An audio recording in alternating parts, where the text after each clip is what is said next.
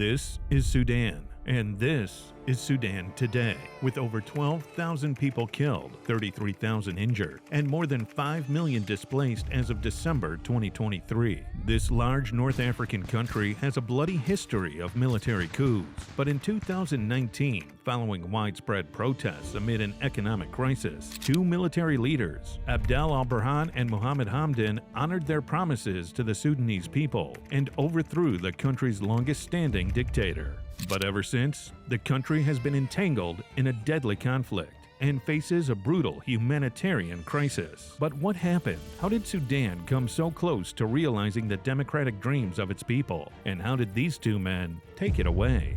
The people of Sudan have faced military coups ever since gaining their independence from Anglo-Egyptian rule in 1956. Just 2 years later, their newly formed democratic rule fell to the first of the country's military coups, when its own prime minister and former commander in the Sudanese Armed Forces, or SAF, Abdel Khalil, overthrew the sitting government. In the years following, the country saw a short-lived return to democratic power. But just a decade later, a second coup brought the country back under military rule, now controlled by officer Jafar Namairi, who outlawed all political parties and established the Sudanese Socialist Union.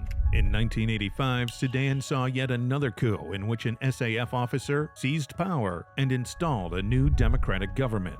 And just 4 short years later, al-Bashir led a final coup that would kick off the longest-standing dictatorship in the country's history. Al-Bashir had watched as Sudan's seat of power fell many times to military coups. He sought to learn from the past and secure his rule long into the future. Al-Bashir set about creating a strategy to surround himself with political and military protectors, all while playing one against another to limit their individual power. His first priority was the SAF. Al-Bashir began by executing several high-ranking military leaders and installing those favorable to him. Then he sent the SAF to crush a long-standing rebellion in the south, leading to many civilian deaths. In 2003, while the SAF was occupied in the south of the country, another war began in the western province of Darfur, led by non-Arab militias. They accused al-Bashir of oppressing the non-Arab Sudanese people in favor of Arabic tribes. The region faced long-standing deprivation, with little representation in Sudan's government and poor access to basic necessities.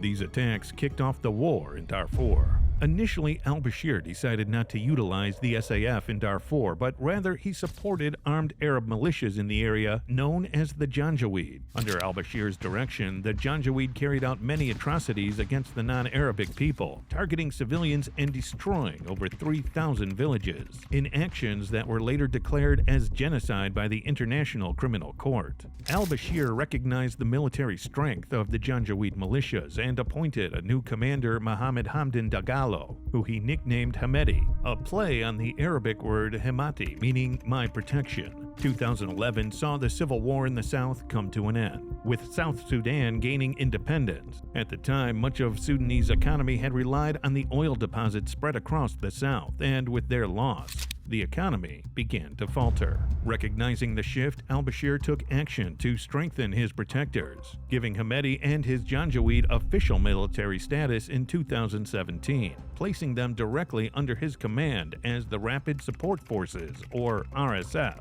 To buy Hamedi's loyalty, al-Bashir gave him direct control over gold mines and allowed him to smuggle weapons and minerals to neighboring countries. Al-Bashir also made efforts to strengthen the SAF, allowing them to control weapons manufacturing and telecommunications industry. By 2018, Sudan's economy had become strained by al-Bashir's bids to strengthen his security forces. With a rate of 70% inflation, widespread shortages of goods, and flaring protests among the people, al-Bashir utilized the SAF and RSF to violently put down the people's calls for revolution.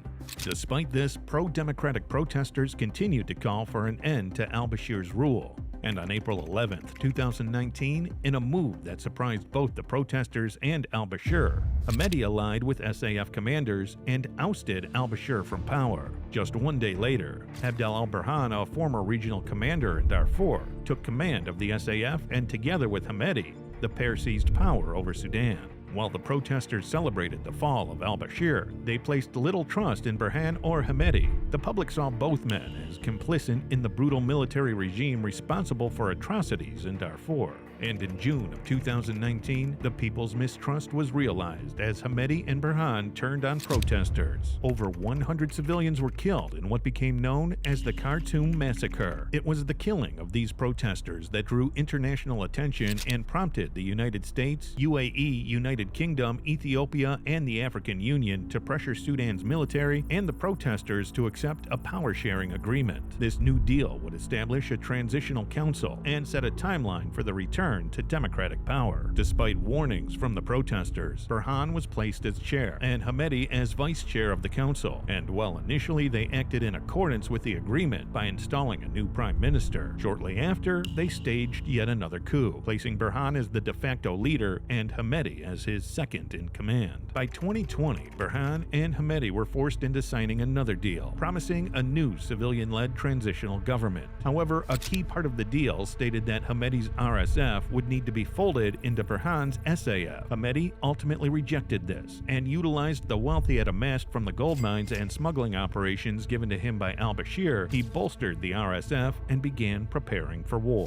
On April 15, 2023, Hamdan launched the first strike that would send the two armies into open conflict across the country. Hamdan ordered 2,000 RSF troops in an attack on Burhan's residence, leading to a firefight that claimed the lives of 35 of Burhan's guards. While Burhan himself escaped, this attack sparked the beginning of a new civil war in Sudan, with fierce and costly fighting between the SAF and RSF. This emerging conflict is being backed by outside forces with vested interests in the outcomes. The UAE, Libya, and even Russia, through the Wagner Group, have all contributed money and arms to the conflict, exacerbating the already high death toll. The civilian population of vulnerable regions such as Darfur has once again been subjected to atrocities. The reignition of conflicts between non-Arab tribes, the RSF, and its tribal Arabic allies in the region has led to a grim wave of civilian killings, now being referred to as the Massalit massacres. This began in May of 2023 with the Mistiri massacre, in which 300 RSF fighters and their allied tribes surrounded the town of Mistiri on the night of May 27 and launched an attack that killed 97 and injured 160 people. Then in July, a UN investigation discovered a mass grave of 87 Massalit civilians in what has become known as the Jenaina massacre. These non-Arabic civilians were allegedly killed by the RSF in attacks on numerous villages, neighborhoods, and cultural sites in and around Jenaina. Local sources report the targeting of shelters and refugee camps in the area, with the death toll being reported by CNN as high as 880, with actual numbers likely to be higher as more mass graves are discovered. More recently, in November of 2023, more Massalit civilians were killed in a third massacre in the Artamata region. After driving the SAF out, the RSF and allied Arab militias attacked the local populace in what some humanitarian organizations have described as ethnic cleansing against the Massalit, killing between 800 and 1,300 civilians. Since the outbreak of the war between Hamdan's RSF and Burhan's SAF, the UN has reported over 5 million of Sudan's people displaced. The genocide in Darfur under al-Bashir has already caused approximately 800,000 Sudanese refugees to leave the country. Now, just 4 weeks after the beginning of this new conflict, an additional 200,000 refugees have fled the violence into neighboring countries. Not only has the fighting led to massive civilian displacement, but also the increase of already sky-high prices for necessities, with the price of basic goods rising by between 40% and 100%,